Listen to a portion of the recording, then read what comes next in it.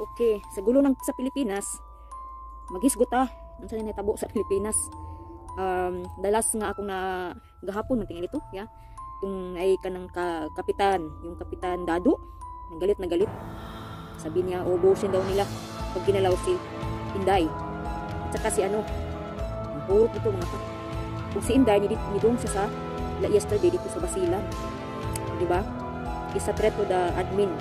Ilang giplano nga impeachment. So karon adlaw ang itabo, wa matuloy ilang plan impeach. Kung katong gi-lift up nila ang si Chief of Staff Lopez, Laika Lopez, diba? Para mahilom lang ang kuan. Grabe na to kay mga general nagkatunuhan na daw sila, nag-ready na. Kung makakita mo itong gilagot na taman kung si Kapitan Dado, katong usa oy si Mitran ba to?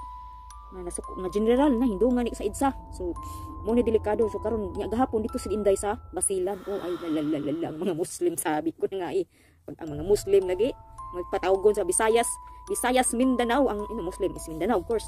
And then plus mga Bisaya, tuo kag laban ng mga taga Bisaya sa sa kuan ni BBM.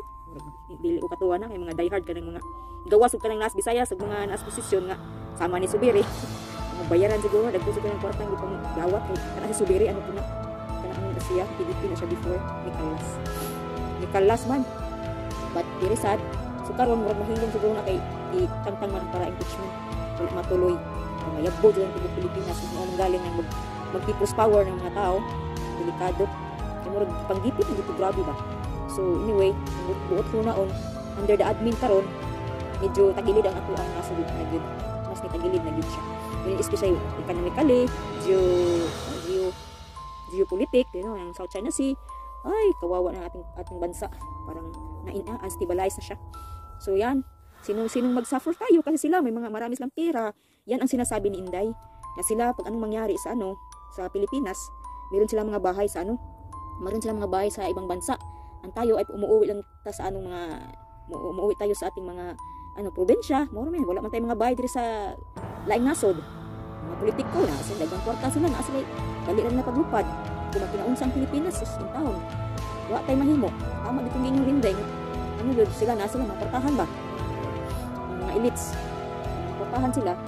Wealthy sila. So ang mga politiko kasi mga limagin ko din kasi kwarta mga kabanang bayan. Ang tao mga ordinaryo naglubos bugas sa usa ka adlaw to kamahal sa bugas ay sinta.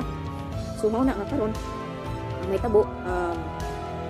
tabo isang na di-cool down ni di mo atras si si BBM sa kuan na di kuno niya palagpason ang katong kabayan kun gibaliktad niya nga kuan bitaw threat siya si Inday may giunag threat. So di ugwa pa to ugwa pa mangtingog to mga general mga captain kisa to mga retired agoy magsani puwersa sila patay na may tabong people's power people's power mo tong dito na siya si Inday gahapon sa Basilan. Olala patay daan play ko ang mga mga Muslim patay jud wala sa bakit makoy ang administrasyon ang hindi kay simple ang country Pilipinas kita mga Pinoy mga kawawa right sa kakatuka rin na ako ang panglaluwi sa Pilipinas.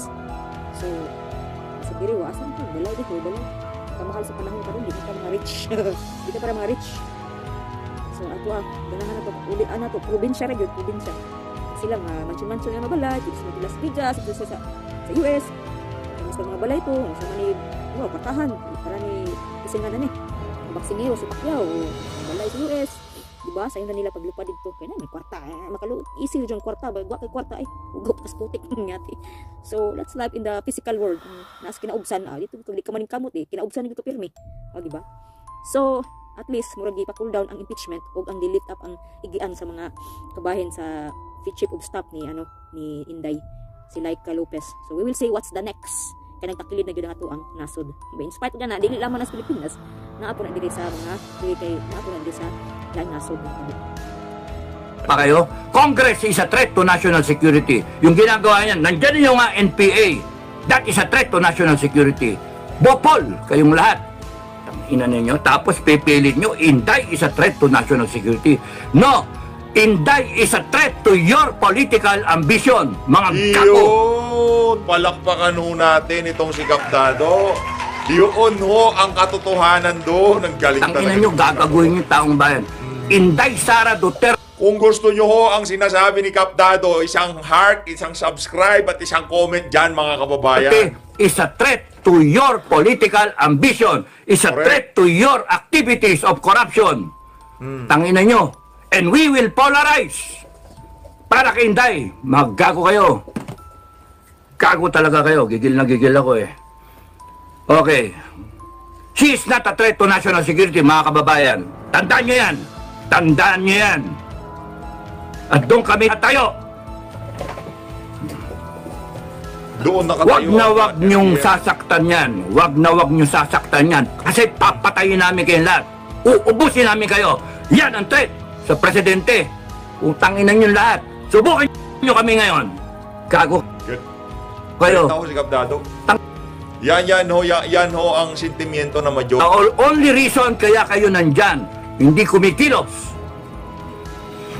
Hindi the people of the Philippines cannot get their acts together. The people of the Philippines do not know their power.